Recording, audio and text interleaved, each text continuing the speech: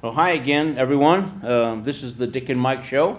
I'm here with my co-host, Dick Overton.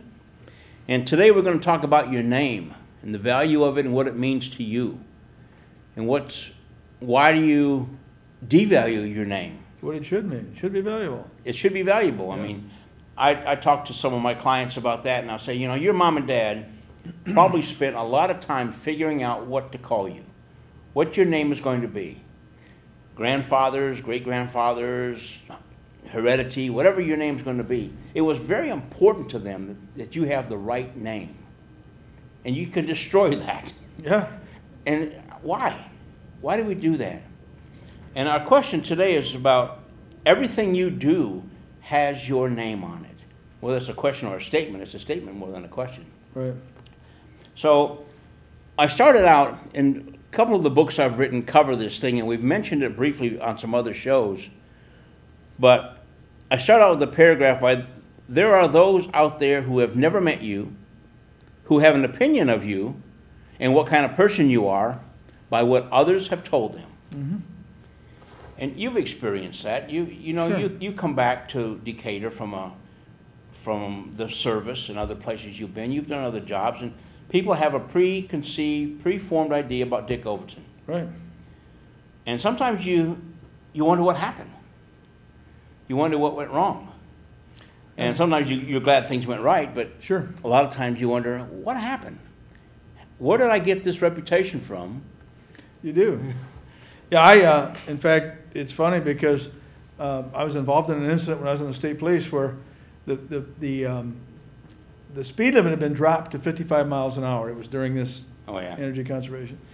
And another fellow and I were in Lansing for training, and he was at one post, and I was at another, so we were in two different cars. And we got called to court. So we were both excused at about 11:30 in the morning to head back to, I went to Romeo, he went to New Baltimore.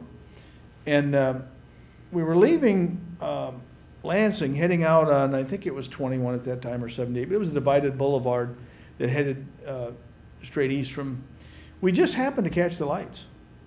And we were doing 45 or 50 miles an hour, but we were just catching all the lights. Well, a light changed, and a gentleman was sitting at the lights, and just as he started to go, this other trooper went right on by him, and literally exceeding his speed by 45 or 50 miles an hour, which looked like drag racing practically.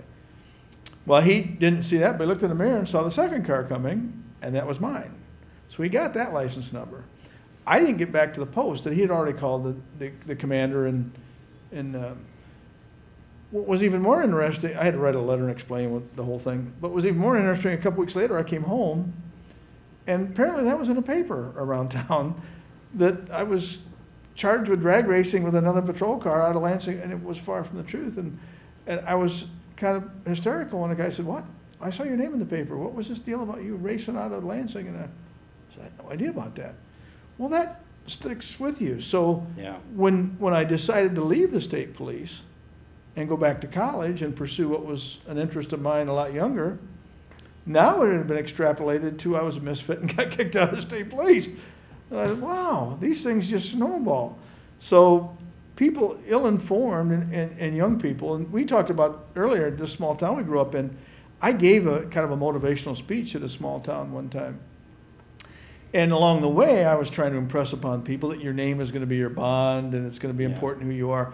You'll have a reputation that you live with, and you're going to need jobs, at the local grocery store. So I asked at one point, how many of you have interviewed for a job in town? And nobody said anything. I said, you all have, every one of you. The guy that owns a gas station saw how you behaved. When you walked uptown past the clothing store to go to this quick stop to get some treats before the ball game, and you've all been watched, and everybody knows a little bit everything about you. Yep. What would they say when you walked up and shook their hand and said, my name is Bob Jones? What would go off in their brain? Have you paid any attention to that? And it was just a revelation to them, Yeah, they don't understand, and maybe we don't teach it early enough. Yeah. The responsibility of your name, and with some of the clients, again, that I deal with, they're on the clients I get are on the verge of either mostly going to jail for a long time or going to prison, and they've either got to make this turnaround our classes, in our what we teach them, Right. or they get violated. And part of what we talk about is, you know, forget the counseling. We know about substance abuse, what it can do, and anger management. And we teach, I don't teach post-anger management. I try to teach pre-anger management. How to recognize when you're getting frustrated enough that you're going to get angry. Head it off. Yeah. We try to work on that. It's damage control is one thing. Damage control is another, yeah. It's these skills that we don't seem to teach kids today. Right. And part of what I talk about when you young people, and we get mostly young people come in, that you have young children growing up, or you're going to get married and have children. Are your children going to have to live up to your name or live your name down? Right. And then they start to think, you know, does your child even want your name? And does your wife get confronted by, I feel sorry for you. You're married to so-and-so. Right. You must, it must be tough at your place. I have a friend who changed his name because his brother was convicted of murder. And he just legally changed his name. He stayed in the same town, didn't want people to connect him. And why would we have to do that? Yeah. It's because gossip. It's because of, I don't want to say small minds, but I'm going to say uneducated minds, uninformed minds, Right. which make decisions on people and pass out the rumors, continue to pass out the rumors, not knowing the facts, not knowing what's going on. And like you said, most of them are untrue. Right. To start with. And the beginning of it all, as we've discussed before, is you got to care. Yeah. Regardless of what anybody else has done, you talk about your parents, your relatives. Yep. Okay. The key is it's your name. You have one name, you have one life, you have one existence, you have one reputation. Right. It starts with you caring about what people say or think, because you know that's what you're going to live with. And people are pretty fair. If they know you different from somebody else, or they know you this friend or whatever, they'll give you a chance if you've built or established already a reputation that's different or significant. And we know that, being old guys. You don't really have to live with everybody. You don't have to suffer from guilt by association if you've built a strong enough name for yourself. I remember giving a talk at an inner city school where they had guards in the hallways. And after we got done, and I related, as we both have, a little bit of my experiences and things that I've seen. That was the whole premise of the show, of the presentation. Well, a small group of young men came around me afterwards, and some of the things that always attracted them, if you were in the police force or if you're in the Marine Corps, that they said, oh, wow, how is this? And they came and talked. And I said, well, you know, most of the problem with people's success is that they want to go for the brass ring right away. Yeah. They won't do the little things along the way. It's like saying, gee, you're lucky you have really smart kids. Well, my really smart kids came home every night and their TV wasn't on. They did their homework first and blah, blah, blah. And there was a really tall young fella standing in the back of this crowd. And this was some time ago. And he was kind of shuffling back and forth, but he was there, but he wouldn't say anything. And every now and then he'd cock his head and look. And I said, what about you? And he goes, well, I don't know. He said, school and me don't really get along. He says, I don't really see me being the bank president someday, you know. And I said, well, I'll tell you something. And this just snapped the heads of the security people around, the teachers, like, this isn't going to go well. After I said this, they all looked. But I said, I'll tell you what, if you never become a bank president, I'll bet it's more not because of your lack of ability and that preparation, that type of thing. It's just that I've never gone into a bank to do business with anybody that dresses like you, slouches like you, talks like you, and acts like you. That's you. I don't know anything else but this. Yeah. He stood up, his voice changed. He said, well, this is just kind of a high school thing, you know, and he was kind of embarrassed and he smiled. His voice deepened, and that was Mr. Overton and that type of thing. And I said, that's fine. I grew up in the 60s with pork chop sideburns and bell-bottom trousers, and I understand. But when you go out into the world, what you have to understand is that everything about you sends a message. You're going to ask permission to attach yourself to a firm or an institution or someone that has its own message. And if they don't match, you're going to be in trouble. So you better start paying attention now to what message you're sending out. Your name is your bond, your image, your reputation. You're going to want to match those somewhere. And if they don't. And it's like people say when you walk into a store or walk into a place for a job or walk in anywhere that people don't know you, they've already got an opinion of you in the first 10 seconds. Right. Because and we talked about this the other day with one of my clients who's going through some perception ideas about what's reality and what's not. Right. And I said, it doesn't matter what you've done, how bad you are, how good you are. Other people's perception is their reality of you. That's right. Whether the people who wrote the report about you lied or told the truth, it doesn't matter. How you present yourself, your attitude, your demeanor, your talk, your walk, your dress. Absolutely. Is you give a perception to these people. They don't need to read anything. And a lot of people today are very good at reading people. Right. Reading how you sit, you know, body language says a lot, it really does. It's important. And we try to get out to the people, the young people especially, your name has value. Respect it. And I got taught a lesson a long time ago, because when I write my name, it's a scribble. And it still is, I wish it wasn't. But you were a doctor in another life. It's yeah, okay. I must have been a doctor. And it's a scribble. Well, I worked with a guy in Florida once, and I had him sign a paper, and I watched him, and he took his time, and he wrote his name out, and it was beautiful. And I commented, I said, wow, you write your name really, really well. And he said, yeah, you know what? My mom and dad gave me that name, and I want to be able, people need to read it. That's my name. That's my name. And I thought, wow, does that say it all? Yeah. He was proud enough to make sure he spelled his name right, and where people could read it. Yep.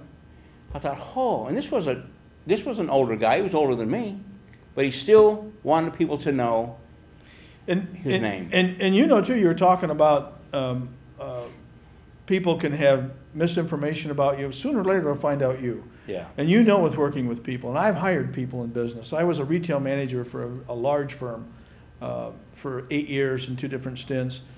And you hire the person. Yeah. And the name, you want to extrapolate it to who they are as a person. You hire the whole person. So a guy or a girl comes in with a degree, some credentials, some background, that's all well and good. That's sort of your benchmark.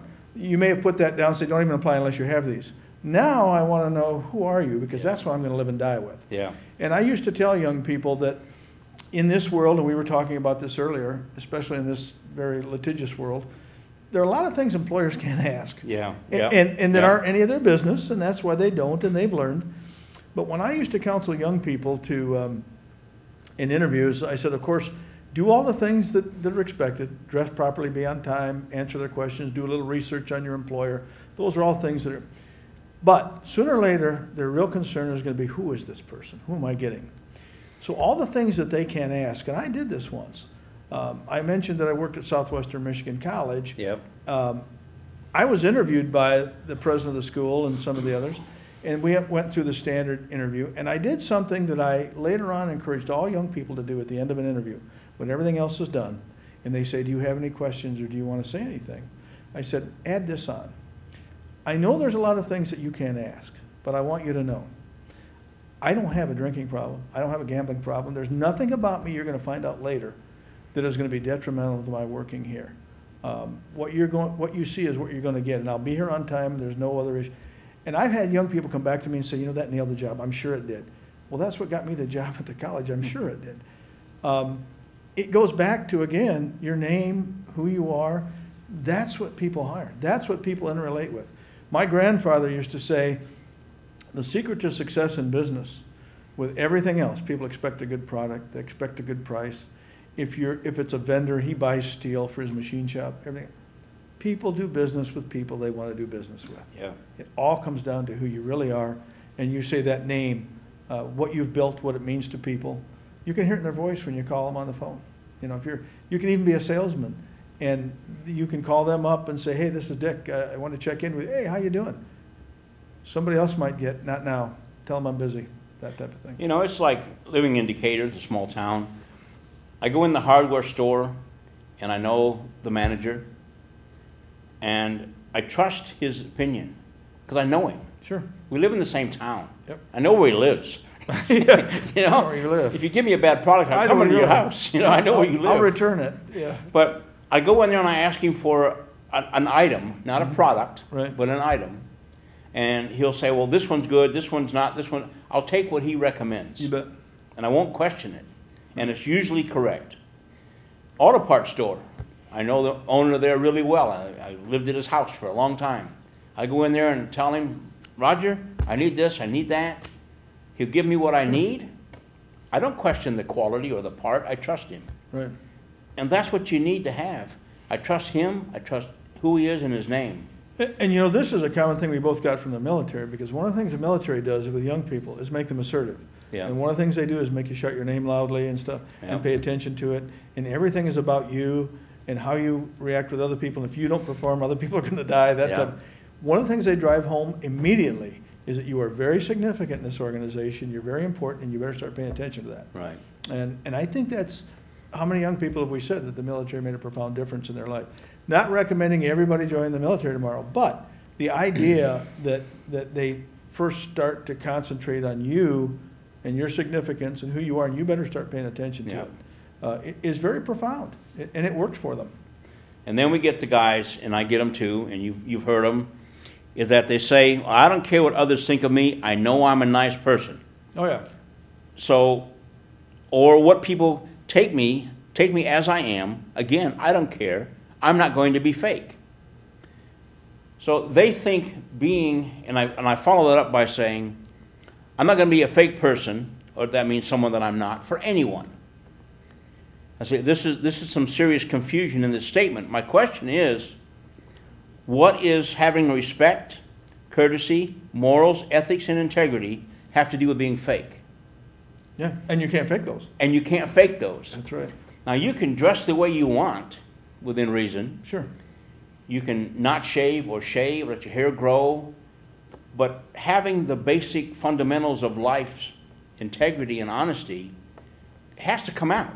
Right. Respect, yes sir, no sir. Yep. You know, until you get to know them.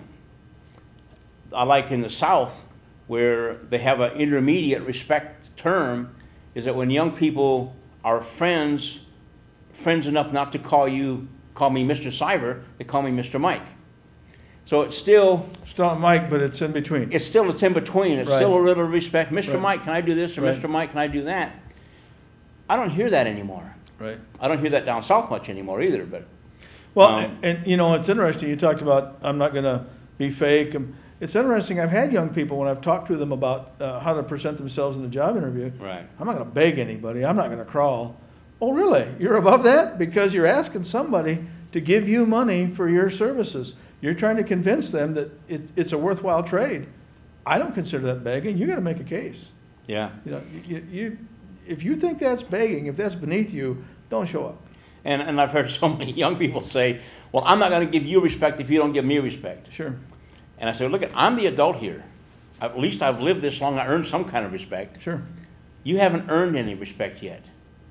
You're young. You're big-headed. You're ambitious. I understand all that. But you haven't earned respect yet.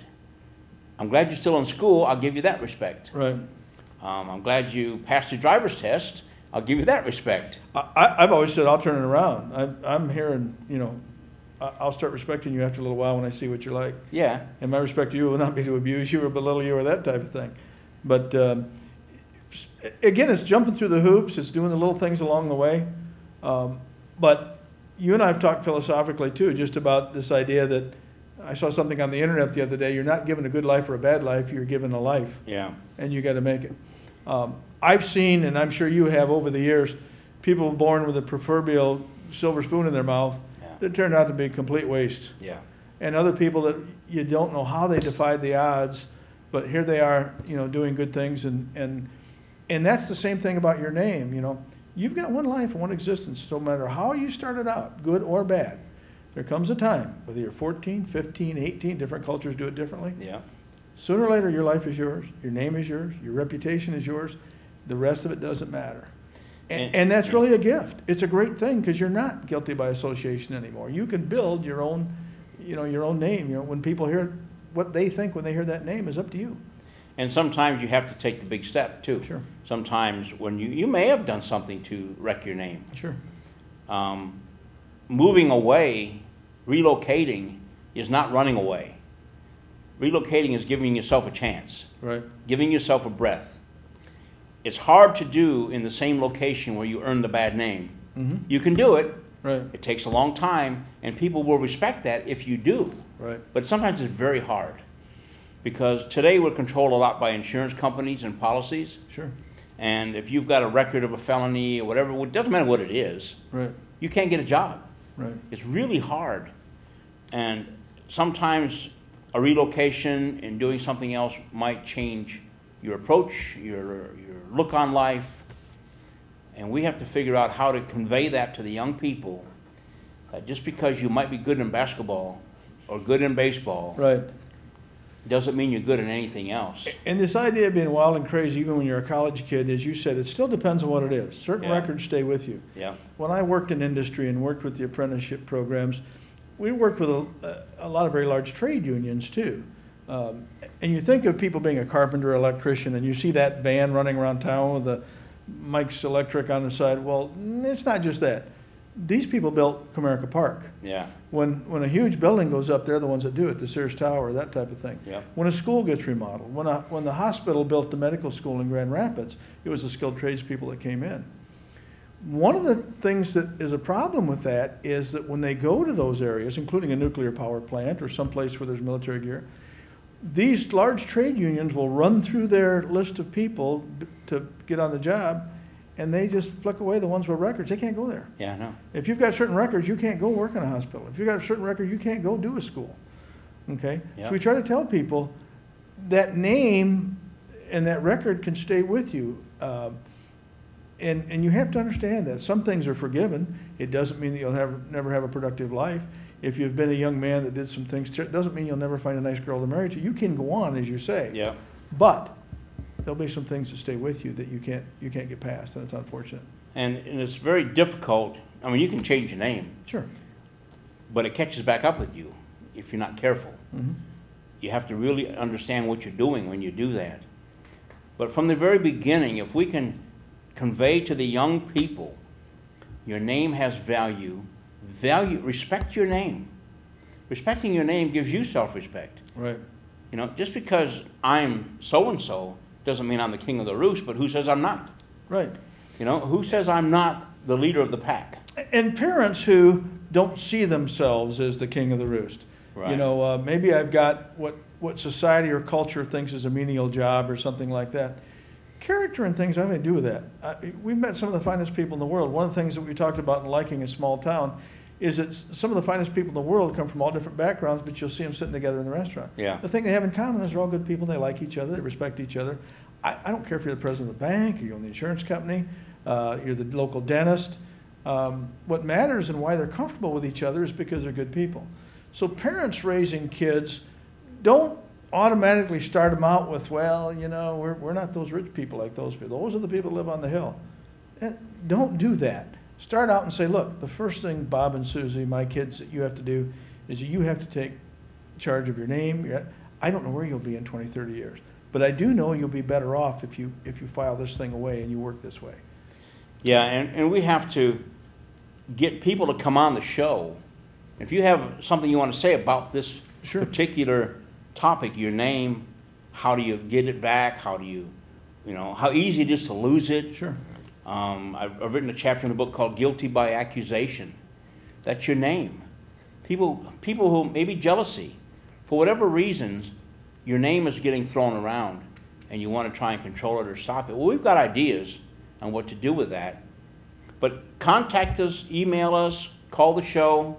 And this issue, Mike, is so significant it's based in law. Yeah. There are things called slander and libel. Yes. It's not a small item.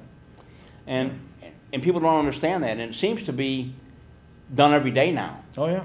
I mean, kids do it, and I guess it's overlooked at all their kids. You're right. But even when bullying, verbal bullying, destroying some people's name because maybe it's a funny name. Sure. Kids are horrible to each other, and we hope they outgrow it. Always have been. And most of them do after a period of time. Sure. But some of those scars last forever, Mm-hmm. all because of someone's name, or because someone's father's name. Sure. Oh, your dad did this, and your dad did that, and your mom's that, and your mom's this. No mercy. No mercy at all. And that's part of character. It's my job to not make him guilty, him or her guilty by association. Yeah. You know, who are you? I don't care about the rest of it. You know, it's character assassination. Yeah. And we do that a lot. Sometimes we even do it as adults if we don't think ahead of time. But I had a young girl that worked for me when I was at this major retailer. It was a big outfit, and I was a regional customer service manager. And she had heard that in between I had done a stint with a college in the admissions office. And she had talked about going to school and everything. She was pretty rough family. Her father had a record. She had been abused sexually and that type of thing. And she kept bringing this up, and I said, well, Cookie, why don't you go to school? I could never do that. Well, I sat her down. I got her a FAFSA, which is a free application for financial aid. Talked about what she wanted to do, how she would orchestrate all this and that type of thing. And then she came up with, I'd really like to go to a small, like a Bible school or a private school. So I said, let's apply to some time went by, and lo and behold, she got accepted to a little school, I think in Tennessee or Kentucky. She had all her financial aid lined up. She had a friend drive her down there to see the school, and she came back to me, and about 10 days before she was to leave to go to school, she sat in my office and she was crying, said, I can't do this. I said, Cookie, you've already done it. I said, you're there. I said, it's geography now. You just go there. You've already done it. She graduated from school, sent me an invitation to her wedding, that type of thing, and just remembered me as a person who said, we're talking about you. We're not talking about your family. We're not talking about even how you see yourself or what's happened to you. Here and now and forward, what do you want to do and who do you want to be? And she married a wonderful young man. She has a degree in counseling and that type of thing. And it was all convincing her that you're an individual unto yourself, and if this is what you want to do, we can help you, and you have to shed all that other stuff. Start thinking about who you are and what you want to do. Sometimes we destroy our own names without even realizing Sure. it. I'm dealing with a client right now that's really struggling with some issues. And I got a text from him today just saying, thank you for not giving up on me. Right. And thank you for being there when everybody else wasn't. Yep. Something like that. It's Yeah. not verbatim, but that's what Right. he said. Yeah. And that made me feel good. Yep. And he's still struggling, but we're going to get through this. And his name will be good. His name will be better. And he's going to earn his name back and some pride in himself. Because it's, along with lowering your name, value of your name, you lower your value of your self-esteem and your self-worth, and everything else goes down with it. Well, he's now building that back up, and he's starting to see it. So. And I told this young lady, she said she'd had so many difficult times in her life and everything, and I remember telling her something, and I said, you have to trust me on this one because I've been there. Yeah. But for all the times that you've sat and cried about all the horrible things that happened to you, there will come a time when you will sit and cry because things are so good you can't believe you made it. And she called me up and she said, I'm sitting here, I can't believe I'm a college graduate, I'm engaged in this type of thing. And I said, I told you. It all can happen if you, Yeah. if you get a lot of times it takes somebody to step in and Sure. say, look, I support you, I'm there for you, let's talk about it, let's work it through. But you have to, and we have to get this out there somehow. Right. Well, your book, What Role Did I Play, or something like that. Yeah. We have to be there to be mentors for people once in a while. If nothing else, you got to keep our eyes open for that person that asks you a question, or I don't think Yeah. I can make it. Yeah, you can. You just don't see it. And just don't run away. Yeah. I mean, I didn't, I could have really easily, with this one particular client, Sure. backed up and said, okay, I've had enough. Yep. Because he pushes people away who are trying to help him. Yep. Well, we're just about to wrap up here, and again, to reiterate, there are a lot of people out there doing wonderful things for young people and their families, and or if you have someone that benefited from it, let us know. Send us an email. We'd love to have you on. It's what we do, and it's important to us. And you can help too. Third-party testimonies are great. All right. Well, we're going to be back here soon with another topic. Anybody's got anything they want to talk about or something they want us to discuss? Write in. You bet. Thanks, Mike. Thank you. Thanks, Dick.